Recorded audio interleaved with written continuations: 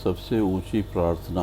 एक जादूगर जो मृत्यु के करीब था, मृत्यु से पहले अपने बेटे को चांदी के सिक्कों से भरा थैला देता है और बताता है, जब भी इस थैले से चांदी के सिक्के खत्म हो जाएं, तो मैं तुम्हें एक प्रार्थना बताता हूँ। उसे दोहराने से चांदी के सिक्के फिर से भरने लग जाएंगे। उसने बेटे के कान में 4 शब्दों की प्रार्थना कही और वह मर गया। अब बेटा चांदी के सिक्कों से भरा थैला पाकर आनंदित हो उठा और उसे खर्च करने में लग गया। वह थैला इतना बड़ा था कि उसे खर्च करने में कई साल बीत गए।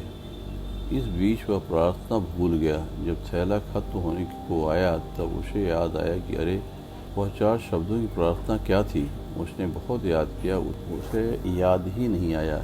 अब वह लोगों से पूछने लगा।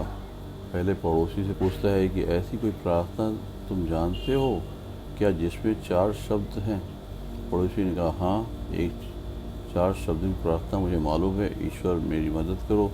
उसने सुना और उसे लगा कि ये वे शब्द नहीं थे, कुछ अलग थे। कुछ सुना होता तो वह हमें जाना पहचाना सा लगता। फिर भी उसने उस शब्द को दोहराए, लेकिन चांदी के सिक्के नहीं बढ़े। तो वह बहुत दुखी हुआ। फिर एक फादर से मिला। उन्होंने बताया, ईश्वर तो महान हो, ये 4 शब्द की प्रार्थना ही हो सकती है। मगर उसके दोहराने से भी थैला नहीं भरा। वह बहुत उदास हुआ। उसने सभी से मिलकर देखा, मगर उसे वह प्रार्थना नहीं मिली जो पिताजी ने बताई थी। वह उदास होकर घर में बैठा हुआ था। तब एक भिखारी उसके दरवाजे पर आया। उसने कहा, सुबह से कुछ नहीं खाया, खाने के लिए कुछ ही तो दो। उस लड़के ने बचा हुआ खाना भिखारी को दे दिया। उस भिखारी खाना खाकर बर्तन वापस लौटाया और ईश्वर से प्रार्थना की, है ईश्वर, तुम्हारा धन्यवाद।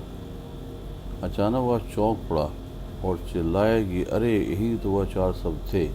उसने वे शब्द दोहराने शुरू किए, हे ईश्वर, तुम्हारा धन्यवाद। और उसके सिक्के बढ़ते गए। इस तरह उसका पूरा थैला भर गया। इससे समझें कि जब उसने किसी की मदद की तब उसे वह मंत्र फिर से मिल गया, हे ईश्वर, तुम्हारा धन्यवाद। यही उच्च प्रार्थना है, क्योंकि जिस चीज़ के प्रति हम धन्यवाद देते हैं वह चीज़ बढ़ती है। अगर पैसे के लिए धन्यवाद देते हैं तो पैसा बढ़ता है, प्रेम के लिए धन्यवाद देते हैं तो प्रेम बढ़ता है।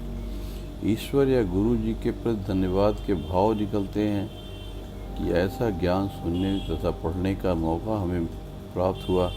बिना किसी प्रयास से यह ज्ञान हमारे जीवन में उतर रहा है, वरना ऐसे अनेक लोग हैं जो झूठी मान्यताओं में जीते हैं और उन्हीं मान्यताओं में ही मरते हैं। मरते वक्त भी उन्हें सत्य का पता नहीं चलता, उसे अंधेरे में जीते हैं, मरते हैं।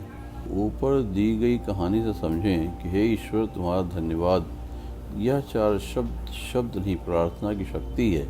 अगर यह 4 शब्द दोहराना किसी के लिए कठिन हो तो इसे 3 शब्दों में कह सकते हैं, ईश्वर, तुम्हारा धन्यवाद। ये 3 शब्द भी ज़्यादा लग रहे हों तो 2 शब्द कहें, ईश्वर धन्यवाद। और 2 शब्द भी ज़्यादा लग रहे हों तो सिर्फ एक ही शब्द कह सकते हैं, धन्यवाद। आइए हम सब मिलकर एक साथ धन्यवाद दें उस ईश्वर को जिसने हमें मनुष्य जन्म दिया और उसमें दी 2 बातें, पहली सांस का चलना, दूसरा सत्य की प्यास। यही प्यास हमें खोजी से भक्त बनाएगी। भक्ति और प्रार्थना से होगा आनंद, परम आनंद और तेज आनंद।